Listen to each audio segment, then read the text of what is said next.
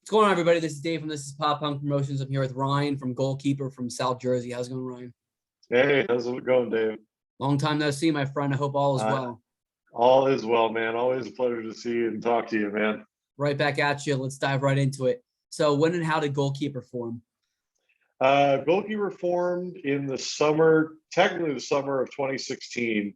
Mark, Cody, and I were all in doing our own different things.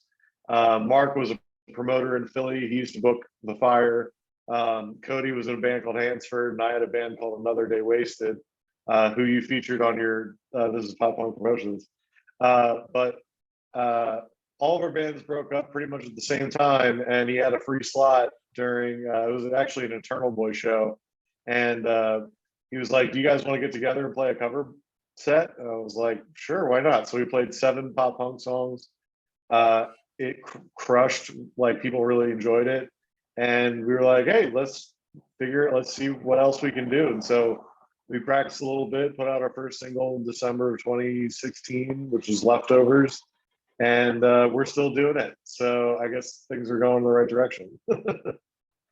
That's sick, man. So, you Mhm. guys just released a new song called Sooner. How's the response been to it? Oh, the response has been insane. The one I'll start with the one downside. We didn't get any editorial playlists on Spotify or Apple Music, which was a bit of a disappointment. However, despite that, we did about 15,000 streams the first 10 days, and we ended up hitting like around 25,000 before it started to kind of plateau. So like I feel really good about that. I'm really grateful for all of our listeners and all of our fans for, streaming the music, and we've got a few more coming up the pike. So, maybe one of those will get on there. But no, it's been awesome. And especially this one. This one Sooner is probably my favorite on the record just because of how personal it is. That's sick, man. So, Mhm. who did you guys record it with, and how was the process? We recorded with our longtime producer, Kevin Mahoney. He was in Hit the Lights, now he's in Joywave. And Nick from Man Overboard. And we did it over at Gradwell House in Haddon Heights. And it was fantastic. Like, we've worked with Nick before. We did Screwdriver with Nick before. And that was a really fun experience. And then, we've been working with Kevin ever since Bad Times Don't Last. So we felt really comfortable, and to have the two of them working together with us in that studio was almost like a dream come true, because the studio is just so sick. Like, everything sounds so good. Like, the vibes are right. Like, everybody who works there is really cool. So it just felt like, writing music with your friends. That's what's up. Hmm. That's what it's all about. Absolutely. Absolutely. So, you're from the great state of New Jersey, South Absolutely. Jersey to be specific. How's Hmm. the pop punk scene there? Do you have a favorite venue, local band? Hmm. So I live in the Atlantic City area, and back in the day, the scene was pretty good. Bands that came from our scene, uh, not so much the Atlantic City area, but the biggest band from my area would be like the Early November.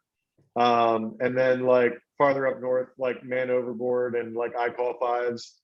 Those are like the three that I kind of consider like the homegrown South Jersey, pop punk bands. And then as far as like venues, like today in Atlantic City, Anchor Rock Club is a fantastic place. We actually opened up the Bowling for Soup there, and that was insane. Nice. It's like a 600 to 700 cap room.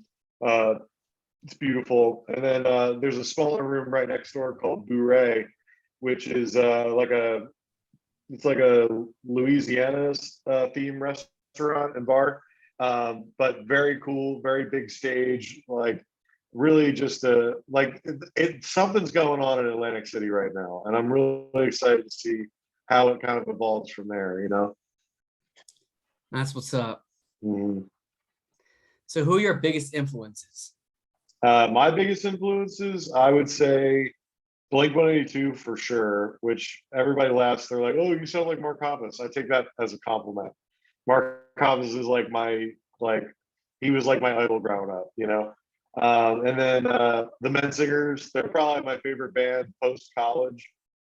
And then otherwise, like probably the Wonder Years, especially this new stuff recently, just makes me remember why I love the Wonder Years. Like Soupy is just on a whole nother level right now, and like his voice, like something about the way he sings inspired me to kind of use my voice the way that I do, just with that very like real, very like very emotional like kind of feel, you know. So I would probably say those are my top three. I'm really excited about their new album, Wonder Year's new album. So Same. good. Yeah. So Yeah. good. Everything that they put out so far is insane. So I'm really excited to hear the rest of it. And they're amazing live too. Oh yeah. Yeah. We're trying to get tickets to the one in Philly, their new show in Philly coming up. So Fingers crossed. I know, right? So if you could tour with one of those bands, which one? Oh gosh. Probably Blink. I mean, that's the dream, right? Like, you know, it would just be so sick to be on tour with them because like that's like so foundational for me. And then, you know, obviously the Men Singers would be really cool, and so would Wonder Years. But like Blink probably. You never go wrong with Blank. No. That's the perfect answer. Right, exactly. So now I'm going to ask you some non-music questions. It's a good way for me to get to know you. I did this with the other bands I interviewed. Are you ready? Oh yeah, let's do it. All right, first one, favorite movie? American Graffiti. It's George Lucas's first movie, and it's also one of Harrison Ford's first movies. So yeah, I've heard of it. It's like teenagers in the 50s and 60s. So it's That pretty sounds cool. right up my alley. Oh yeah, no, it's real cool. The soundtrack, I still listen to the soundtrack on the reg. So it's got a really good soundtrack. Oh yeah, and you can look it up on Spotify. Just look up American Graffiti soundtrack, and you'll see like a waitress with like a you know, on skates with like a tray. That's the one. Check it out. That sounds pretty sick. Mm-hmm. All right, this next one I think you're going to appreciate. Favorite sports team? Oh, Philadelphia all the way across. Philadelphia Eagles, Phillies, Sixers, Flyers, Union, everybody else. If you had to pick one team, which one? Oh man, probably Eagles. I mean, I love the Phillies. I grew up playing baseball more so than football, but like, there's something about football that like I'm just drawn to it more. I think that, and like, you know, you can watch like 15 games throughout the baseball season and pretty much know where you're at. You know what I mean? Like, right. Not like you know, football where there's only like 17, 18 games or whatever till playoffs. So probably football, probably Eagles. Do you have a favorite player? Historically, Ryan Dawkins. That's classic right there. Yeah, dude, he was so cool, and like just the way his mentality on the field was so cool. And then even following him after the fact, like the way he speaks and like his like message for everybody is just so inspirational that like it's so hard not to like him. And then like currently on the team, I actually really like Jalen Hurts. Like I think he's a born leader, and people say like, oh, he's, you know, maybe not as skilled as some of the other quarterbacks in the league, but I'll tell you what, I'd rather have a born leader than some like overpriced superstar that doesn't care about team. You know what I mean? Oh, absolutely. I agree with you 100%. Mm-hmm. So if you go back in time and talk to one world leader or person of influence, who would it be? Oh man, that's a really good question.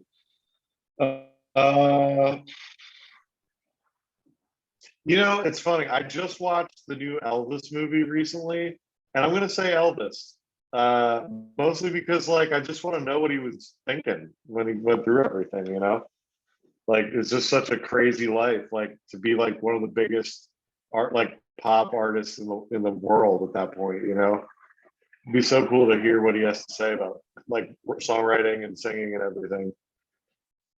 Elvis would be sick. Can't go wrong with Elvis. Yeah, the king. Thank you very much. Terrible impersonation. But it's all right. It's pretty close. So if you had $1 million and you could donate it to any charity, which one? Oh, 50% of it would go to cancer research, so probably American Cancer Society. I don't know if you know this. I was diagnosed with testicular cancer about 6 years ago. Fully recovered. It's all remission, so everything's good with that. But I know so many other people who've been like affected by cancer, and like it just fucking sucks. Like fuck cancer. So 50% of it would probably go to that, and then the other 50% would go towards probably veterans and like supporting our veterans, because I feel like they come home and they might not have the best care sometimes, and I just feel like they put themselves out there for the ultimate sacrifice, and they should be taken care of. You know what I mean? Especially if they have like ongoing things that they got while they were on duty. So I would probably split it between the two. Absolutely. They're the heroes and they deserve to be treated like heroes. Mm-hmm. And I did not know that about you. I just learned something new. Yeah. I don't talk about it a ton, but it happened. So, but it's all good. I learned a lot, and like I'm open to anybody who needs to talk about anything. So just like my biggest advice, if you or somebody you know is struggling, just positive mindset like is such a huge part of it. Just staying positive, even if things seem like super dark, just like focus on whatever like the optimistic parts of it are, which sometimes are few and far between. But like that is such a big part of it. That's amazing. Mm-hmm. All right, man. Last question. What are some places in South Jersey that visitors should check out? Let's see. Well, if you've never been to Atlantic City and you want an experience, check that place out. That's a whole place. That's a whole vibe. But probably, honestly, I would go down to Cape May. Cape May is just such a cool place. It's got so much history. A lot of really great restaurants and bars, breweries right outside, and it really, it's like America's original vacation spot. You know what I mean? Like that's where like all the original presidents went on vacation and stuff. So there's just like a lot of surprising history there. So that's probably what I would say is Cape May. Yeah, I've heard a lot of great things about it. I'm definitely gonna have to hit it up soon. Yeah, well, it's not that far away. I know you said you would go down to 7 Mile Island every once in a while, so it's only about a 20-30 minute drive from there, and definitely a good daytime spot. So Yeah, next I've time heard you're the down, downtown is nice and they have some really cool breweries. yeah, next time you're down, hit me up. We'll Oh, go. absolutely. I'll definitely shoot you a message. Yeah. But I really appreciate you coming on, and the support means a lot to me. Yeah, dude, Dave, I just want to take a quick second. Hopefully we have another second. I just want to say your page showed me more of my favorite artists than a lot of other pages. So I just want to thank you for having me on, because this is awesome. And I'm so happy that I can give back to the channel that helped me discover a lot of my favorite bands. So you can make an argument that a lot of the stuff that I'm doing with Goalkeeper might not have been as influenced, or might not have been as fleshed out without a lot of the influence you put out on your page. So thank you. I really appreciate it. Well, that's the kind of stuff that means the world to me, and that's the kind of stuff that keeps me doing what I'm doing. Sometimes it can be really tough with the Facebook algorithm and all that, and people not seeing posts. So when people, tell me those things and they send me messages and all and comment on my posts, like that's the kind of stuff that just keeps me going, and just it has me like focus more on that stuff and less on the algorithm and people not seeing my posts and all the frustrating stuff. So thank you so much. No problem, man. So for the people that are gonna watch this interview later, where can they find your music at? You can find us on all of our major streaming platforms: Spotify, Apple Music, Amazon. We've got like 10 or 11 or 12, a lot of music videos on YouTube, so go check those out. And then, as far as like our socials are concerned, you can find us pretty much everywhere at Goalkeeper Band. Yeah, say hi, send us a DM, comment on a post, where we love to talk to fans and stuff. They're really awesome people. Hit them up. Appreciate that, Dave. Of course, man. Well, I hope you have a great night and we'll chat soon. Yeah, sounds good, man. I'll see you later. Sounds good. See ya. Peace.